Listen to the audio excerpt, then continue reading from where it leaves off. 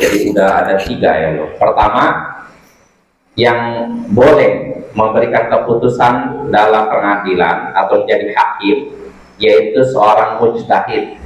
Mujtahid artinya orang yang bisa menyimpulkan hukum secara langsung dari Al-Quran dan As-Sunnah. Namanya mujtahid, bukan muqallid, orang yang ikut-ikutan.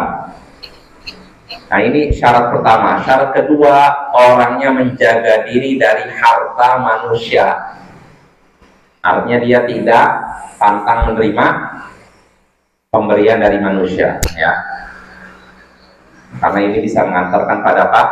Suap, sogok menyogok. Lalu yang ketiga, dia hendaknya adil dan seimbang dalam memberikan keputusan, tidak berat sebelah, tidak memihak kepada siapapun, walaupun itu kerabat terdekatnya.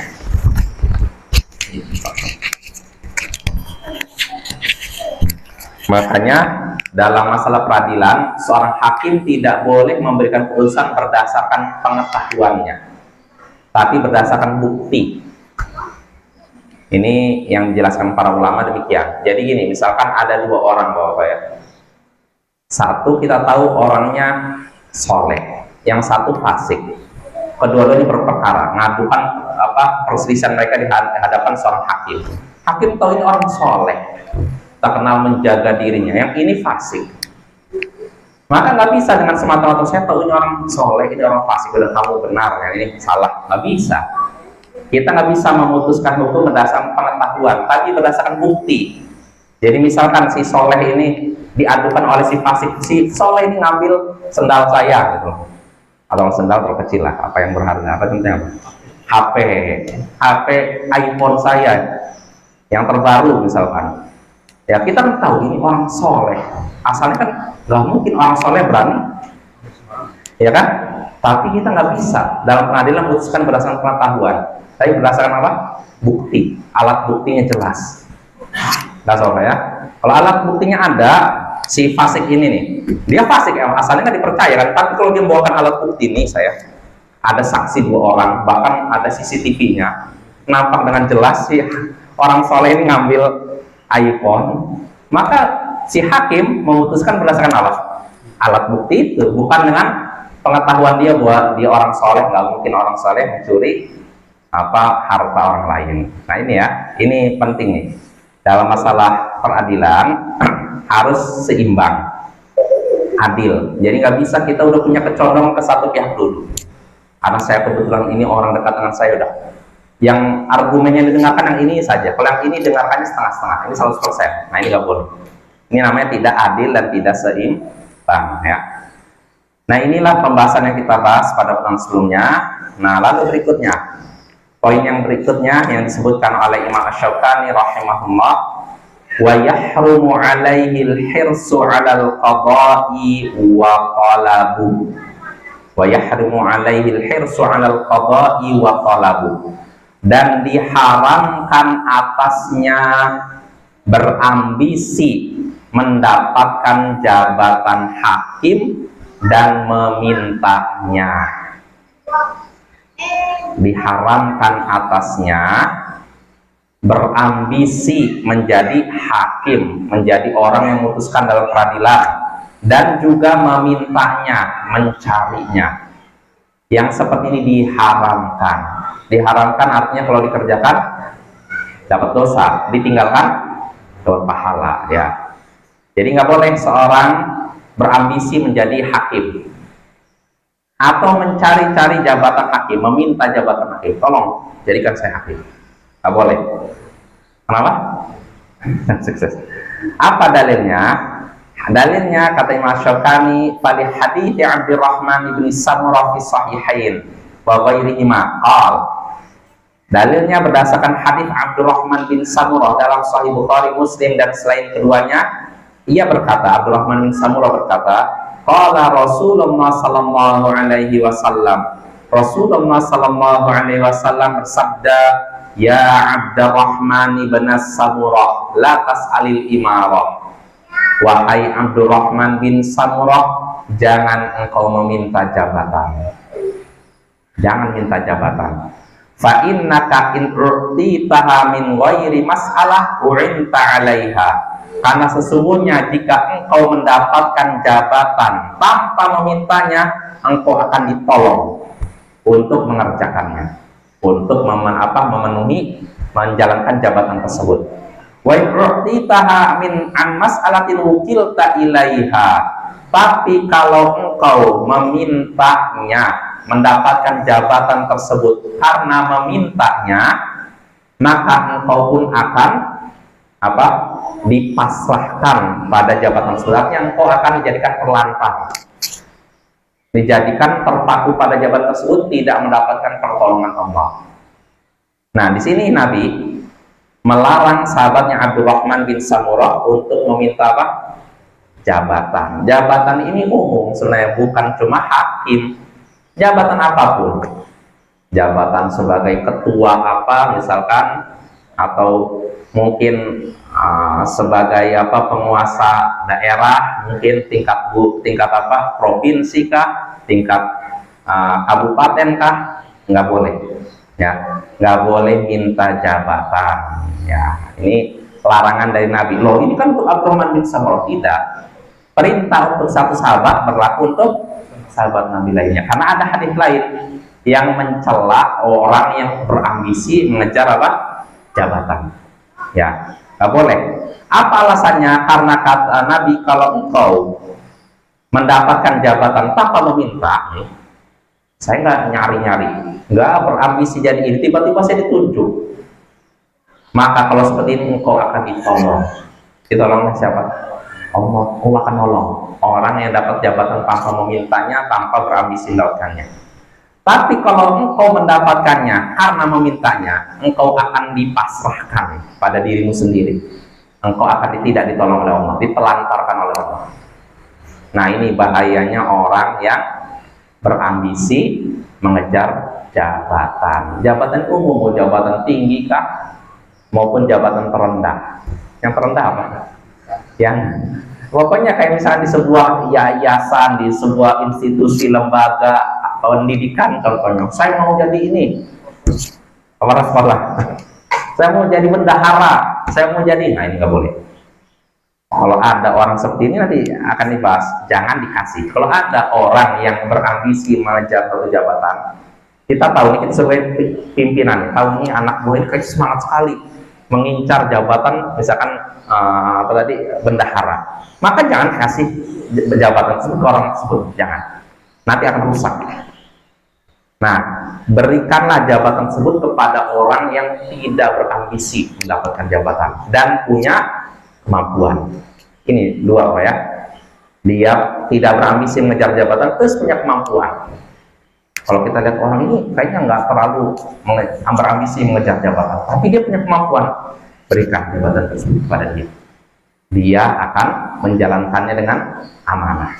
Adapun kalau orang udah semangat mengejar jabatan, pasti orang ini akan khianat. Ujung-ujungnya akan khianat. Kecuali kalau Allah berikan hidayah. Karena kalau orang dari awalnya niatnya salah, pasti perjalanannya pun akan salah. Ini kaidah Bapak ya, hati-hati nih. Nah, kita kembali lagi. Jadi di sini Abdurrahman bin Samurah dilarang oleh Nabi meminta jabatan. Nah, jabatan itu umum, termasuk sebagai hakim. Nah, kenapa termasuk hakimnya? Hakim juga jabatan, karena hakim ini imarah ini sebenarnya kepemimpinan. Jadi artinya memimpin seorang. Dan yang namanya hakim memimpin tidak? Memimpin juga kan? Memimpin suatu pengadilan, nanti tunjuk ini. Dan hakim memiliki wewenang penguasa dalam pengadilan. Bahkan kalau ada misalkan ada terdakwa nih, misalkan di sidang pengadilan dia ini tingkah lakunya nggak beres, hakim berhak memberikan hukuman. Jelas ya? Jadi hakim itu penguasa, bahkan jabatan hakim ini lebih tinggi sebenarnya dibandingkan kepala negara, karena dia yang memutuskan hukum. Ketika itu misalkan ini fulan salah, fulan dipenjara, fulan dihukum mati, jabatannya tinggi. Ini kalau hakimnya independen, tidak oleh penguasa. Tapi di beberapa zaman dahulu kadang penguasa masuk campur tangan. Jadi sehingga akhirnya apa? Hakimnya diatur oleh penguasa. Makanya hakim nggak bisa diatur oleh penguasa, Bapak ya. Nggak boleh diatur penguasa dan tidak bisa diatur oleh penguasa. Kalau seorang hakim sudah mulai diatur oleh penguasa, sebaiknya apa? Mundur. Ya, karena itu sudah pasti hukumnya tidak sesuai dengan hukum Allah dan Rasulnya. Nah itu ya. Jadi tidak boleh seorang berlomba berambisi menjadi hakim atau meminta jabatan hakim. Jadi kalau Allah takdirkan ada di antara bapak nih yang jadi presiden, lalu ada orang ajukan diri saya jadi hakim agung dong, jangan kasih jabatan tersebut ya. Orang kalau udah minta-minta tandanya apa? Hapus jabatan ya, pasti dia akan khianat ya, suatu saat akan khianat, manfaatkan jabatannya untuk melegalkan yang Allah haramkan atau melegalkan sesuatu yang sesuai dengan keinginan pribadinya atau keinginan kelompoknya. Itu ya. Nah ini dalil pertama. Dalil kedua yang disebutkan oleh Imam Al-Bukhari dari hadis Abu Hurairah, Nabi Sallallahu Alaihi Wasallam bersabda, innakum satahrisuna 'alal imarah wa satakunu nadamatan yaumal qiyamah. Sesungguhnya kalian berambisi untuk mendapatkan kekuasaan, mendapatkan jabatan, dan itu akan menjadi penyesalan di hari kiamat nanti. Itu akan menjadi penyesalan. Itu maksudnya apa? Jabatan tadi, penyesalan. Maksudnya apa ini? Ya artinya apa? Nanti orang kalau berambisi mendapatkan jabatan, biasanya tidak bisa menunaikan jabatan tersebut dengan amanah. Kalau sudah tidak menunaikan jabatan tersebut dengan amanah, apa jadinya? Sengsara atau bahagia di akhirat? Sengsara di akhirat. Nah ini ya, makanya jangan berambisi haus jabatan dan kekuasaan. Timbul pertanyaan, berarti kita tidak boleh sama sekali minta jabatan? Jawabannya tidak. Asalnya nggak boleh kita minta jabatan, tapi dikecualikan para ulama boleh kita minta jabatan. Pertama, kalau kita tahu tidak ada yang bisa memegang jabatan tersebut, atau tidak ada yang layak mendapatkan jabatan tersebut kecuali diri kita, dan orang lain tidak ada yang layak, dan kita khawatir kalau kita tidak ambil jabatan tersebut, yang megang jabatan orang yang rusak. Nah kalau memang kasusnya demikian, kita boleh minta jabatan. Ya contohnya Bapak, misalkan nih di suatu daerah lah ada apa contohnya? Ya kalau di negara demokrasi kan pemilu ya. Ya bukan ini ya, bukan minta. Artinya apa ya? Misalkan gini lah. Misalkan jabatannya ditunjuk oleh pemimpin apa biasanya? Kepala ya, bendahara lah, bendahara misalkan provinsi lah, misalnya gitu. Hah? Menteri lah, lebih jelas lah menteri. Nah itu lebih jelas menteri kan, tapi menteri ini politik, partai politik kan. Iya. Jadi nggak bisa ngajukan diri orang yang bukan parpol. Bisa juga kan? Nah itu menteri lah. Misalkan kita perlu menteri terlalu luas, jangan lah, yang kecil aja lah. Misalkan ya misalkan gini aja lah, bendahara kabupaten. Nah itulah, bendahara kabupaten atau bendahara provinsi ini kan lebih sempit kan. Karena kalau menteri kan senasional, kita masuk saya paling layak, belum tentu, siapa tahu di ujung Papua ada yang lebih layak. Tapi kalau kabupaten kan sempit. Saya lihat nggak ada orang yang punya kemampuan mengelola keuangan kabupaten. Saya udah lihat dari ujung Mentawai, ujung utara ke ujung selatan, barat, timur, seperti nggak kompeten. Kalaupun ada yang layak, terkenal korupsi. Maka saya lihat ini mau tidak mau saya harus masuk nih, megang jabatan ini. Maka dalam hal ini diperbolehkan.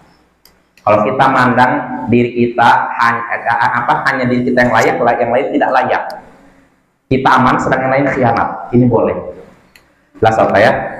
Adapun kalau kita melihat masih ada yang layak, jangan kita minta jabatan.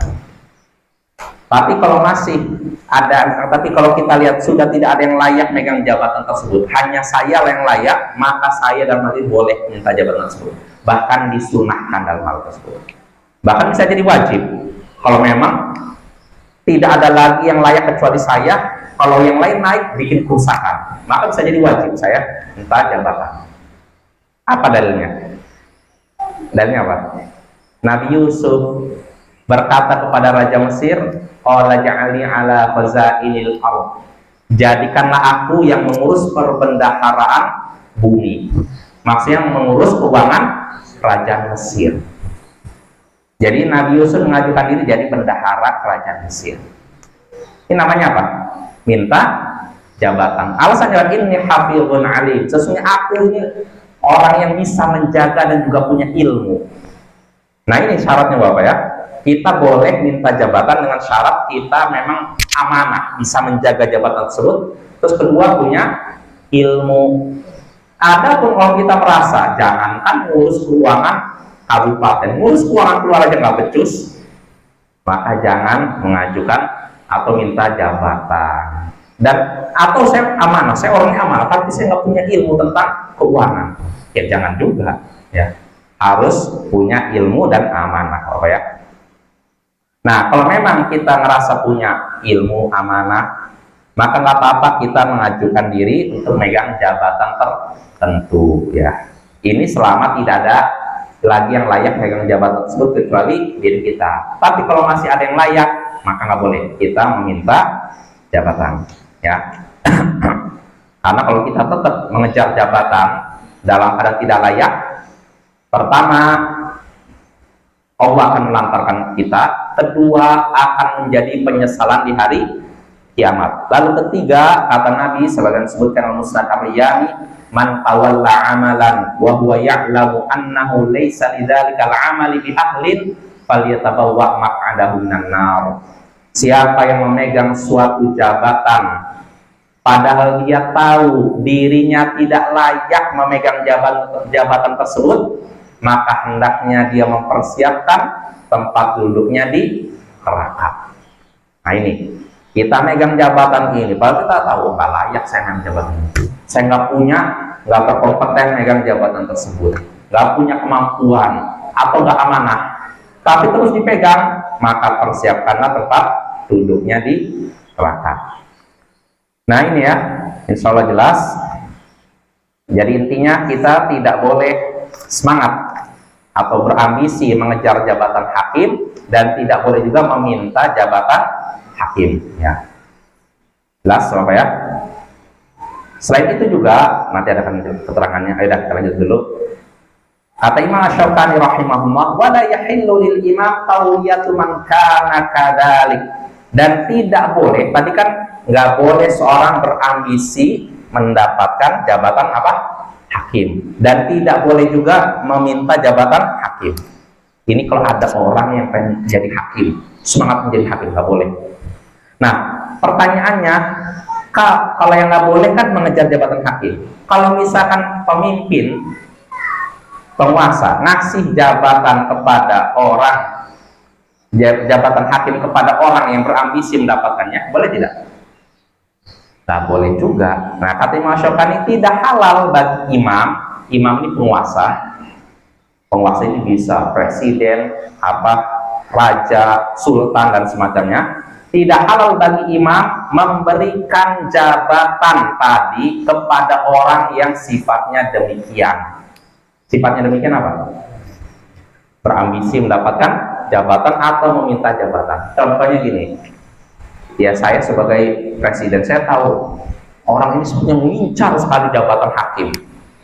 Walaupun dia tidak ngomong, tapi dari gerak-geriknya nampak, ini kayaknya ngincar jabatan hakim. Maka tidak boleh saya berikan jabatan tersebut kepada dia. Ini baru gerak-geriknya nampak. Apalagi kalau sampai datang, berikan saya jabatan hakim. Nah ini lebih nggak boleh lagi ya. Nggak boleh memberikan jabatan kepada orang yang model begitu ya. Jelas apa ya? Ini kasusnya sekali lagi kalau memang masih banyak orang yang layak memegang jabatan hakim. Bukan kasusnya tidak ada orang yang layak memegang jabatan hakim kecuali orang itu lain lagi. Jelas ya? Jadi nggak boleh seorang imam memberikan jabatan hakim kepada orang yang sifatnya demikian, orang yang berambisi mendapatkan jabatan hakim atau memintanya. Apa dalilnya? Di sini Masyukani pada hadis Abi Musa fi Sahihain. Ini berdasarkan hadis Abu Musa dalam Sahih Bukhari dan Muslim. Qal Abu Musa berkata, dakhaltu 'ala Nabi sallallahu alaihi wasallam ana wa rajulani min bani ammi. Aku menemui Nabi sallallahu alaihi wasallam bersama dua orang sepupuku. Dua orang sepupuku. Faqala ahaduhuma, maka salah satunya berkata kepada Nabi, ya Rasulullah, amirna ala ba'di ma wallaka Allahu azza wa jalla. Wahai Rasulullah, berilah kami jabatan apa yang Allah berikan kepadamu. Jadikanlah kami pemimpin atau berikan kami kekuasaan, jabatan apa sesuatu yang sudah Allah berikan kepadamu. Nabi kan memegang beberapa unsur-unsur kehidupan masyarakat. Nah, berikanlah kepada kami sebagian yang Allah berikan kepadamu itu.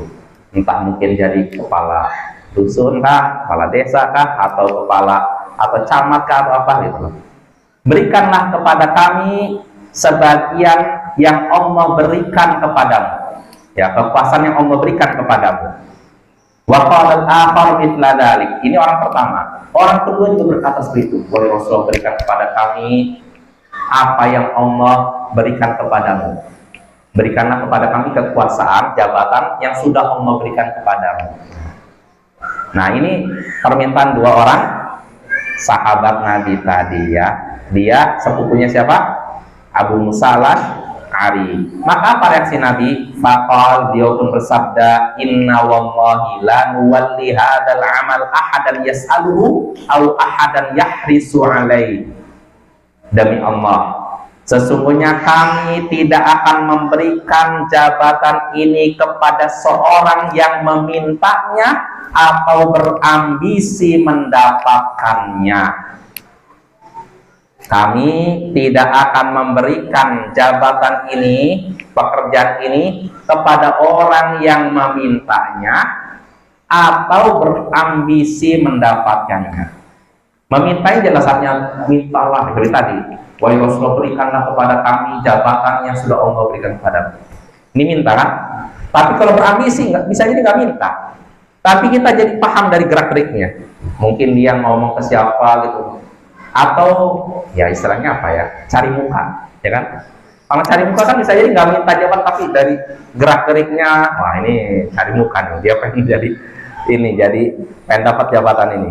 Nah, kalau kita melihat seperti itu nggak boleh diberikan, karena kata Nabi, kami tidak akan memberikan jabatan ini kepada orang yang memintanya atau orang yang berambisi mendapatkannya. Nah ini Bapak ya, ini yang ke berapa? 2, 3, 4, 5 ya.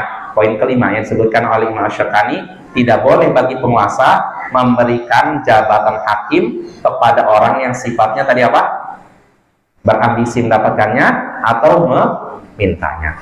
Lalu berikutnya, yang disebutkan oleh Imam Syukani, wa man kana muta'ahhilan lil qada fa huwa ala khatarin 'azim.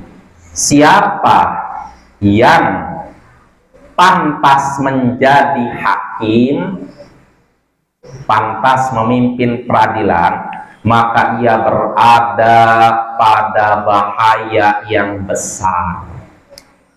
Siapa yang pantas menjadi hakim, maka dia berada pada bahaya yang besar.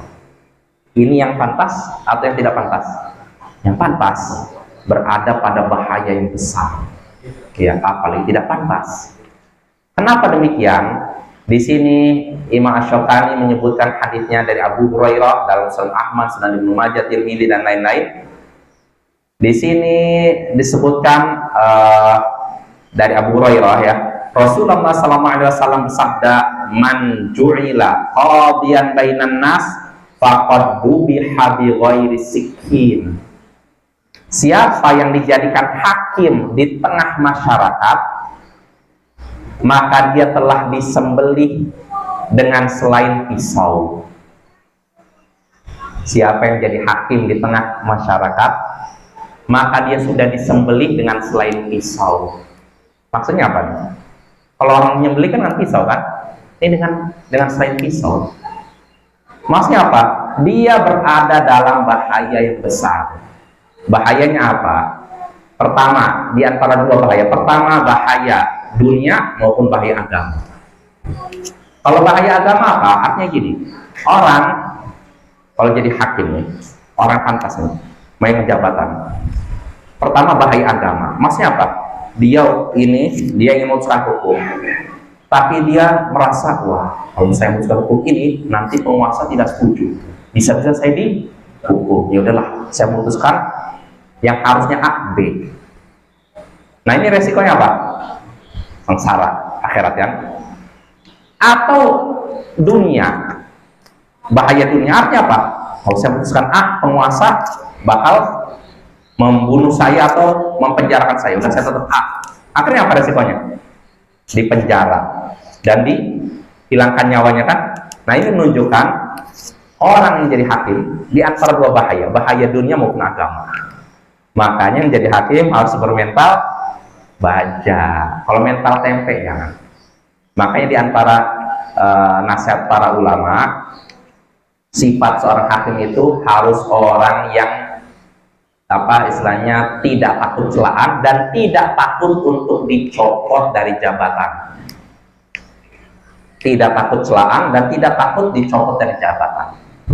Karena ada sebagian orang, kalau saya memutuskan ini nanti saya dicopot jadi hakim. Sedangkan jabatan hakim kan gajinya besar, saya bisa kemana-mana ke luar negeri pakai pesawat kelas bisnis. Nanti kalau saya nggak jadi hakim gimana pergi?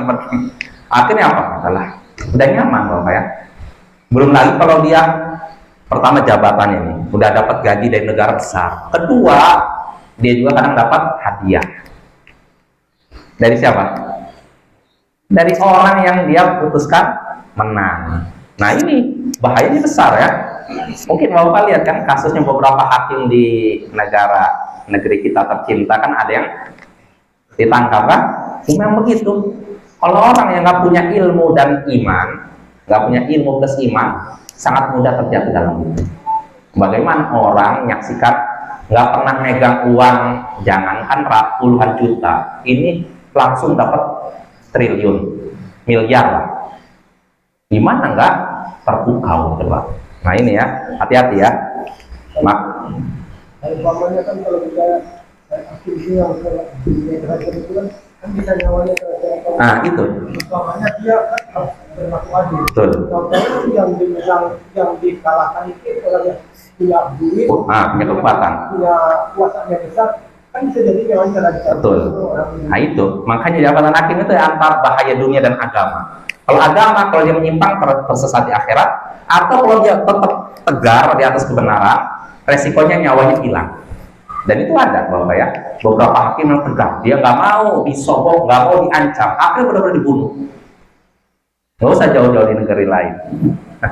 Ya ada Bapak yang nggak perlu saya sebutkan namanya lah. Resikonya begitu. Kalau orang menegakkan kebenaran, pasti gitu. Ancaman seperti itu, nyata itu. Jadi kebetulan ada dalam suatu kasus, hakim memutuskan si fulan dipenjara karena salah jelas. Cuma yang salah ini orang punya power. Sehingga akhirnya apa? Ya akhirnya dihabisi oleh pembunuh bayaran. Nyata itu ya. Makanya jadi hakim harus mentalnya baja.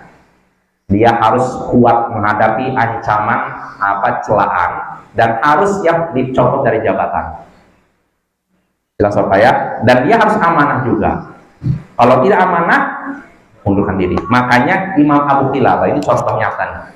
Seorang ulama tabi'in lari dari jabatan hakim. Dia ditawarkan oleh khalifah untuk menjadi hakim, nggak mau. Dia dari Basrah lari ke Syam lari ke Hejaz lari ke Mesir, sehingga diketemukan di Mesir dalam keadaan tidak punya kaki dan tangan dan buta. Tapi dia tetap bersabar, meninggal dalam keadaan demikian. Lagi dari jabatan hakim. Loh, Kalau kita pikir apa susahnya, kan tinggal terima aja. Kata siapa? Beliau pernah ditanya, kenapa engkau tidak mau jadi hakim? Kata beliau, orang yang jadi hakim itu ibaratnya orang yang jatuh ke tengah laut. Gimana kita jatuh ke tengah laut? Kalaupun bisa renang, sampai kapan kita renang? Nah, ibaratnya gitu. Ya mungkin ada kemungkinan selamat kan? Ya tidak. Kita lagi renang lewat kapalnya tolong bisa kan? Tapi ada kemungkinan juga apa? Nggak ada yang lewat kapal, akhirnya mati kedinginan. Itu apa ya? Ya intinya orang yang jadi hakim harus orang yang berilmu dan imannya kuat dan aman. Ya mungkin itu saja. Insya Allah pada pertemuan berikutnya kita lanjutkan lagi pembahasan ini tentang peradilan dan kehakiman. Wassallallahu ala nabiyyina Muhammadin wa ala alihi wa sahbihi ajma'in. Wa akhiru da'wana alhamdulillahi rabbil alamin. Assalamualaikum warahmatullahi wabarakatuh.